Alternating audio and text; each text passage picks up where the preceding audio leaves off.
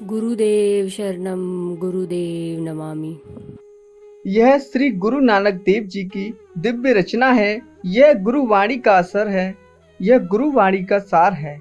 इसमें मूल मंत्र, पौड़ियां और अंतिम श्लोक मिलाकर कुल 40 पद हैं।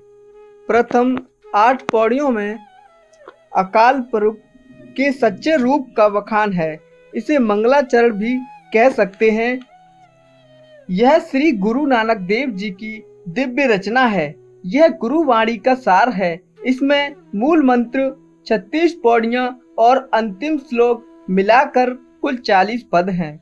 प्रथम 8 पौड़ियों में अकाल पुरख के सच्चे रूप का बखान है। इसे मंगलचारण भी कह सकते हैं। इसके बाद 3 परिच्छेद जिनमें 8-8 पौड़ियां हैं, श्रवण, मनन एवं निधि ध्यान की महिमा का बखान करते हैं। रब की प्राप्ति के लिए ये तीनों बहुत जरूरी हैं।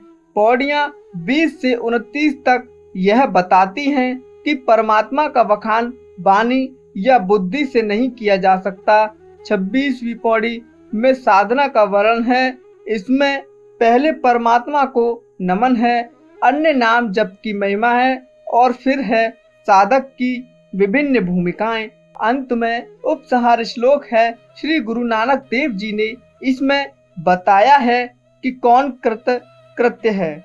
नाम करता पुरख निर्भउ निर्वैर, अकाल मूरति जुनी सैब गुर परिषद। वह प्रभु या ईश्वर सत्य स्वरूप है। सत्य का अर्थ है जो था, जो है और जो रहेगा। वह एक है, उसके समान और कोई नहीं है। वह सृष्टिकर्ता पुरुष है। वह भय से रहित है।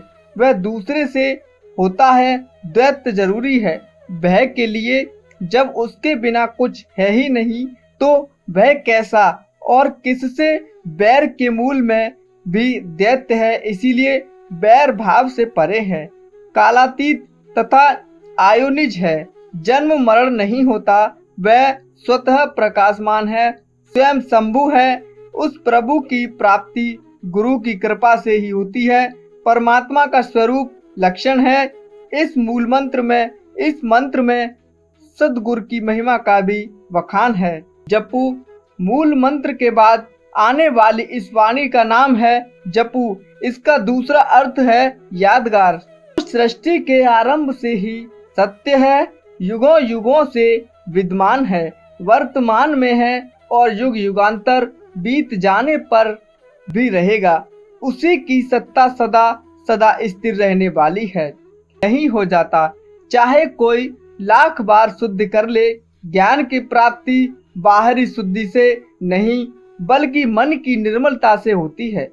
मन की निर्मलता ही सच्ची पवित्रता है। सिर्फ मौन धारण करने या स्वयं से मन शांत नहीं होता। भूखे रहने से मन की भूख तृष्णा कभी शांत नहीं होती। इसके लिए तो पुरियों, वैकुंठ, इंद्रपुरी आदि का वैभव भी कम है। परमात्मा की राह पर सभी तर्क बेकार है। फिर वह सत्यवादी कैसे हो, कैसे छूटी तृष्णा से मुक्ति पाए। उसके और परमात्मा के बीच जो असत्य की दीवार है वह कैसे टूटे। नानक जी का कहना है कि उसके हुक्म में रहना तथा उसकी रजा से चलना बस यही राह है। उसकी आज्ञा से वस्तुएं आकार लेती हैं। उसके कथन की व्याख्या नहीं की जा सकती है। उसी की आज्ञा से जीव उत्पन्न होते हैं। उन्हें श्रेष्ठ योनि या मनुष्य का शरीर मिलता है। परमात्मा के हुक्म से ही मनुष्य उत्तम और निष्कृष्ट योनियों को प्राप्त होते हैं। उसी के हुक्म से लिखे हुए कर्मों के अनुसार दुख सुख पाते हैं। उन्हें मुक्ति मिलती है या फिर नाना योनियों में भटकते रहते हैं। प्रत्येक प्राणी उसके हुक्म में है। उसके हुक्म से कुछ भी बाहर नहीं है। नानक जी कहते हैं कि जो हुक्म का सार जान लेता है वह अहंकार भरे वचन नहीं कहता। यह जानने के बाद कि सब परमात्मा के हुक्म से हो रहा है, कुछ भी ऐसा नहीं बचता जिसे सहज स्वीकारा ना जाए। एक जीव अपनी अपनी शक्ति के अनुसार उस परम सत्ता का गुणगान करता है।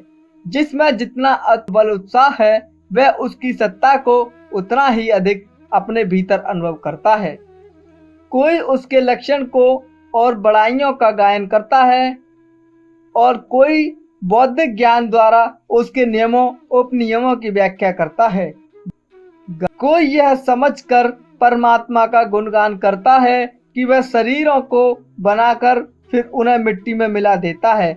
कोई यह समझकर उसकी बड़ाई करता है कि परमात्मा प्राण लेकर फिर दे देता है। उसे आगम में अगोचर होने के कारण उसके गुण गाता है। कोई उसे अपने सामने अत्यंत निकट, ऊपर नीचे, आगे पीछे या दसों दिशाओं में जानकर उसकी प्रशस्ति करता है।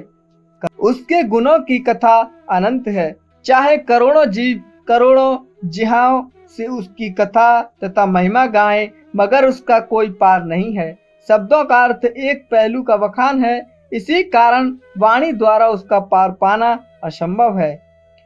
देने वाले दाता की विभूतियां का कोई अंत नहीं है। वह तो दिए जा रहा है, लेने वाले ही थक जाते हैं। युग युगांतरों से देता ही आया है। वह जब से सृष्टि बनी है, जीव उसके दिए पदार्थ ही तो भोग रहा है। वह थक जाता है, परंतु प्रभु देना बंद नहीं करता। ऐसा युग युगांतर से हो रहा है और युग युगांतरों तक होता रहेगा। वह प्रभु इस संसार का कार्य करते हुए भी अपने कर्तापन के लिए बेपरवाह हैं। गुरु नानक देव जी कहते हैं कि अज्ञानी मनुष्य उसकी करनी को अपनी करनी बताता है। ऐसा करते देखकर वह दयालु प्रभु जीवों पर क्रोध न करके उनकी अज्ञानता पर मुस्कुराता है। आज के लिए इतना ही। मिलते हैं अगले एपिसोड में। धन्यवाद। जय गुरु नानक जी महाराज।